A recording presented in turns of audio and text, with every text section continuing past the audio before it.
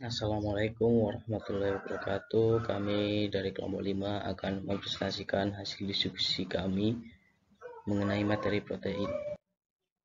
Dengan beranggotakan saya sendiri, Muhammad Salur Ramadhani dengan NIM 046, Rizky Firdaus Wijaya dengan NIM 062, kemudian Adila Nur Kasana dengan NIM 063. Permasalahan yang pertama yaitu Menkes ingatkan orang tua cukupkan asupan protein hewani dengan cegah anak stunting. Berita tanggal 6 April 2022 hari dari Merdeka mengabarkan saat ini Indonesia mengalami kekurangan protein. Sebagai calon guru kimia, bantulah pemerintah dalam menyelesaikan permasalahan tersebut. Dalam menyelesaikan masalah tentunya Anda harus mengkaitkan antara disiplin ilmu agar permasalahan bisa diselesaikan dengan tuntas, arif, dan bijaksana.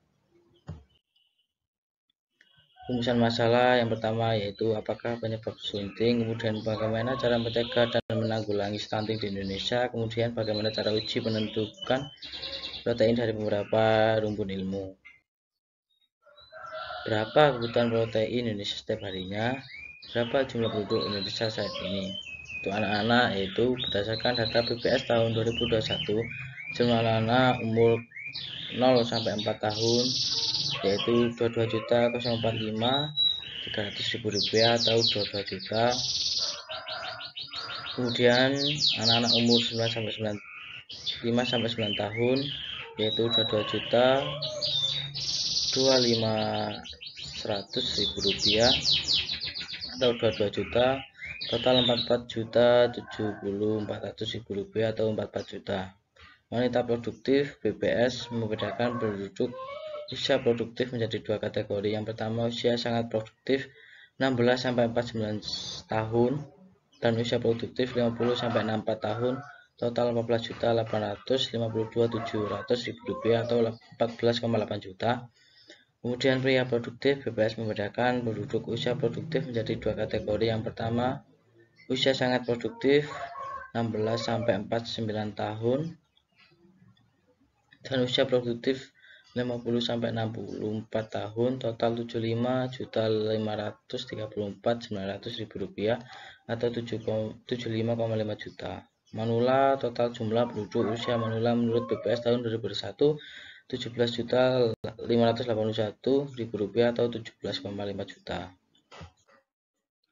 Berapa luas negara kesatuan Republik Indonesia? Yaitu luas daratan 1.919.440.000 rupiah kilometer persegi. Kemudian luas lautan sekitar 3.273.810.000 rupiah kilometer persegi. Luas lahan produktif untuk pertanian 7.463.948.000 rupiah hektar. Luas lahan produktif untuk perikanan 1.245.063 hektar. Kemudian yang terakhir luas lahan produktif peternakan 1.436 hektar. Berikutnya, dari data yang telah disebutkan dalam pertanyaan sebelumnya, timbul pertanyaan berikutnya yaitu, apakah diperlukan rekayasa genetik dalam mengatasi masalah kekurangan protein di Indonesia? Jawabannya adalah iya. Kami tinjau dari beberapa bidang ilmu atas jawaban tersebut. Yang pertama, di bidang pertanian. Rekayasa genetik berkontribusi di bidang pertanian, misalnya pemuliaan tanaman dan ternak, persilangan-persilangan konvensional yang dilanjutkan dengan seleksi untuk merakit bibit unggul, baik tanaman maupun ternak. Melalui rekayasa genetik juga sudah telah dihasilkan tanaman transgenik yang memiliki sifat baru seperti ketahanan terhadap serangga, hama atau herbisida, serta peningkatan kualitas hasil. Contohnya adalah rekayasa genetika pada golden rice yang mengandung zat besi dan provitamin A, rekayasa genetika pada brokoli dan kol yang menghasilkan brokoflower, kedelai transgenik, buah tanpa biji, tomat transgenik, dan sapi transgenik. Berikutnya, jika ditinjau dari bidang kesehatan. Dalam kajian bioteknologi, produk rekayasa genetika dapat digunakan sebagai obat, misalnya seperti tanaman seperti kedelai atau melinjo memiliki kandungan protein yang mengandung asam amino yang penting bagi metabolisme tubuh. Dalam dunia kedokteran misalnya, produksi hormon insulin tidak lagi disintesis dari hewan mamalia, tetapi dapat diproduksi oleh sel-sel bakteri dengan cara cloning. Contohnya, pembuatan insulin manusia oleh bakteri, pembuatan vaksin terhadap virus AIDS. Dalam dunia farmasi juga, gen yang mengontrol sintesis obat-obatan jika diproduksi secara alami akan membutuhkan ongkos produksi yang tinggi, dan para peneliti juga menggunakan rekayasa genetika ini untuk mengobati kelainan genetik. Berikutnya adalah jika ditinjau dari bidang industri. Proses di industri biasanya non-enzimatik ini sudah lama digunakan. Selanjutnya, enzim akan masuk menggantikan beberapa tahap proses tersebut untuk meningkatkan efisiensi dan efektivitas serta menurunkan biaya produksi. Untuk mengganti proses yang sudah lama secara total dengan proses baru untuk menyesuaikan keadaan enzim itu biayanya sangat tinggi. Sifat-sifat protein yang perlu dikontrol dan menjadi perhatian sebelum melakukan rekayasa diantaranya adalah kinetika atau kecepatan reaksi dari enzim, termostabilitas dan temperatur optimum, stabilitas dan aktivitas dalam pelarut non-cair, substrat dan spesifikasi reaksi, syarat kofaktor, pH optimum, resistensi protease, regulasi allosterik, serta berat molekul dan struktur subunit. Nah, berikutnya adalah percobaan dalam menganalisis atau menentukan adanya protein dari beberapa rumpun ilmu. Yang pertama adalah rumpun kimia organik. Dengan tujuan percobaannya, diantaranya yaitu untuk mengenal beberapa sifat protein melalui uji sifat protein. Yang kedua, melakukan uji kualitatif pada analisis percobaan protein. Dan yang ketiga, mengetahui sifat dan kadar protein pada sampel. Alat-alat yang digunakan dalam percobaan ini diantaranya yaitu rak tabung reaksi, propipet, pipet ukur, Bunsen, korek api, pipet tetes, dan penjepit. Lalu bahan-bahan yang digunakan dalam uji ini diantaranya ada sampel albumin, sampel triptofan, H2SO4 pekat, larutan FeCl3, larutan HNO3, larutan NaOH 10%, larutan CH3COOH 5%, larutan ZnSO4 1%, piuret, PP asetat, molis, asam nitrat, dan ninhidrin. Berikut ini adalah beberapa uji yang dilakukan dalam rumpun kimia organik untuk mengidentifikasi adanya protein. Yang pertama, ada uji piuret dengan langkah-langkahnya, yaitu dengan 2 mili sampel dimasukkan ke dalam tabung reaksi, kemudian ditambahkan 2 mili reagen dan dikocok, kemudian diamati perubahannya. Reaksi akan positif jika menghasilkan warna ungu atau biru. Yang kedua adalah uji sentroprotein, yaitu dengan cara 2 mili sampel dimasukkan ke tabung reaksi, kemudian ditambahkan HNO3 pekat dan dipanaskan, lalu diamati perubahannya. Reaksi positif jika menghasilkan warna kuning atau endapan kuning.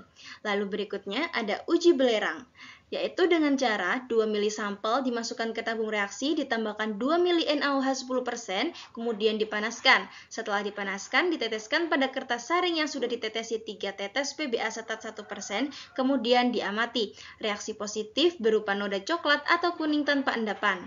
Kemudian berikutnya ada pengendapan dengan asam. Dengan cara 2 mili sampel ditambah 2 mili HNO3 5%, kemudian diamati dan reaksinya positif jika berupa endapan berwarna putih. Lalu ada pengendapan dengan basa.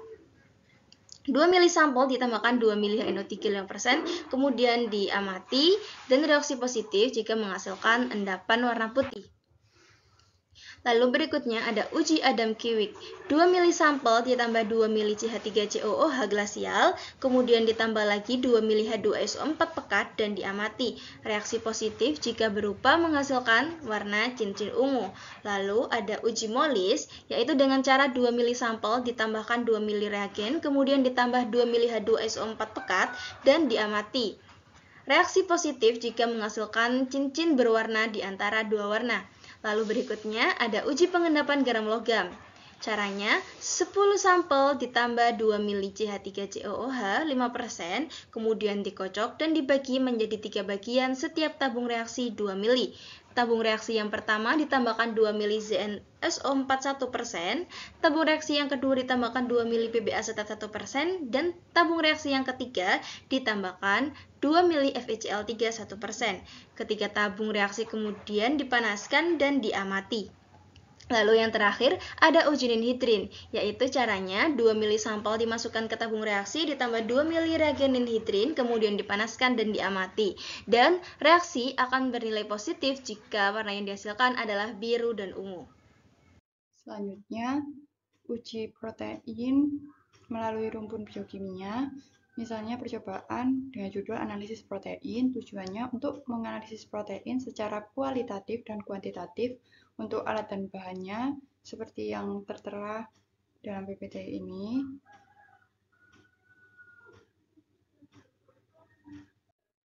Selanjutnya cara kerjanya, yang pertama dengan ekstraksi kasein pada susu. Susu sebanyak 100 ml dimasukkan ke dalam gelas beker lalu dipanaskan hingga suhunya 40 derajat Celcius.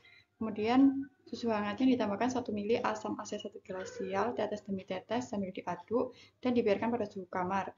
Lalu terdapat endapan yang terbentuk itu disaring menggunakan kertas saring dan dicuci dengan 20 ml etanol 95% dan didegantasi.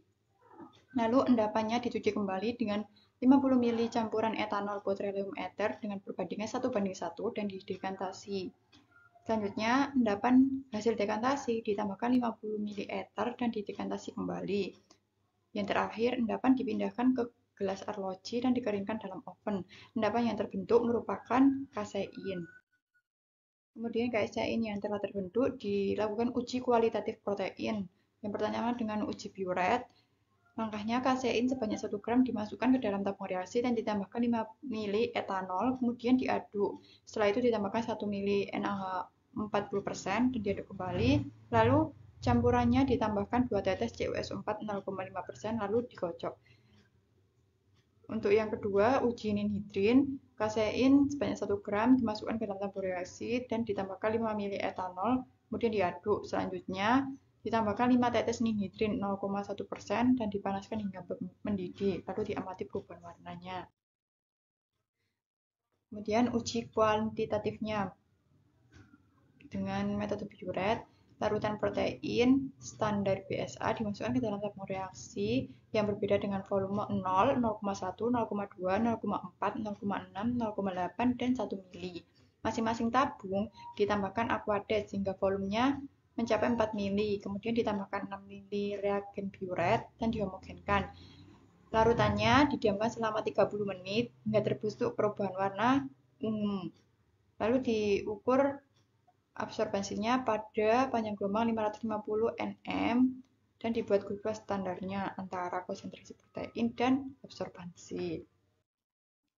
Kemudian penentuan kadar protein kecambahnya, 1 gram kecambah diekstrak dengan 20 ml aquades. Filtrat yang diperoleh dimasukkan ke dalam labu ukur 100 ml dan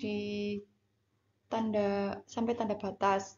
Dan filtrat encer diambil 1 ml dan ditambahkan 4 ml aquades. Setelah itu ditambahkan 6 ml reagen Biuret dan dihomogenkan.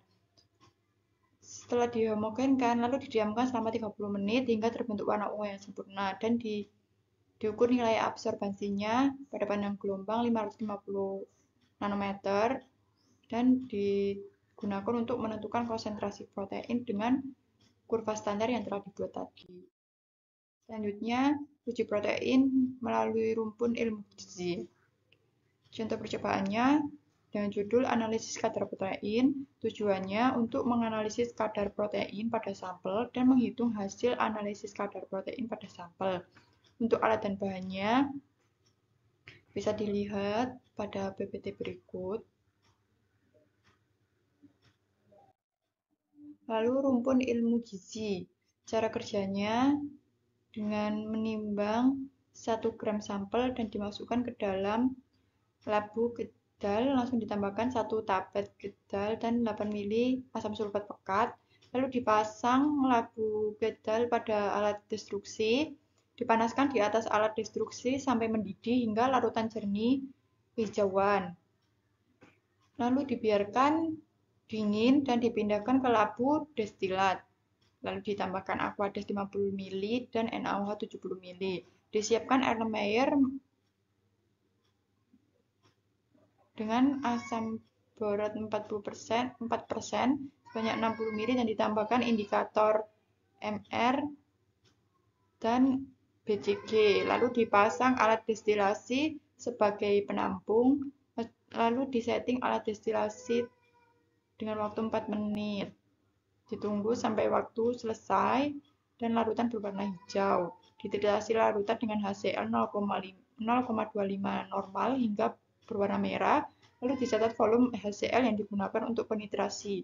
Dikerjakan penetapan belangko dengan prosedur yang sama. Lalu sudah selesai. Berdasarkan LKM yang telah kami kerjakan, kesimpulan yang dapat diambil yaitu berdasarkan analisis yang dilakukan dari jawaban pertanyaan dan paparan yang disampaikan dapat disimpulkan bahwa stunting diakibatkan karena kekurangan gizi yang dapat diatasi dengan beberapa program. Misalnya dengan membuka pasar murah untuk masyarakat yang ekonominya rendah, memberikan sosialisasi stunting khususnya ke wilayah yang berstatus stunting, dan memberikan penyuluhan terkait stunting, mulai dari ibu hamil hingga penanganan pada anak balita.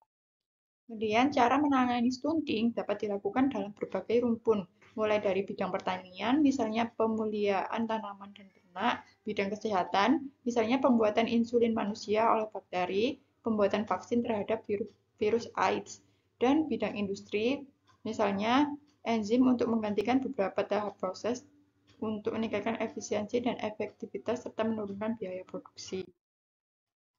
Yang terakhir, cara uji menentukan adanya protein dapat dilakukan dari berbagai rumpun bidang, misalnya bidang kimia organik, ada uji Biuret, uji santoprotein, uji belerang, pengendapan dengan asam, uji Adam-Kiewicz, uji Molis, uji pengendapan garam logam, dan uji ninhidrin. Lalu dari bidang biokimia, ada uji kualitatif protein dengan uji Biuret dan uji ninhidrin, dan uji kuantitatif metode Biuret dengan pembuatan kurva standar dan penetapan kadar protein bercambah. Selanjutnya, untuk ilmu gizinya, analisis kadar protein. Demikian daftar pustaka yang kami gunakan dalam menyelesaikan LKM.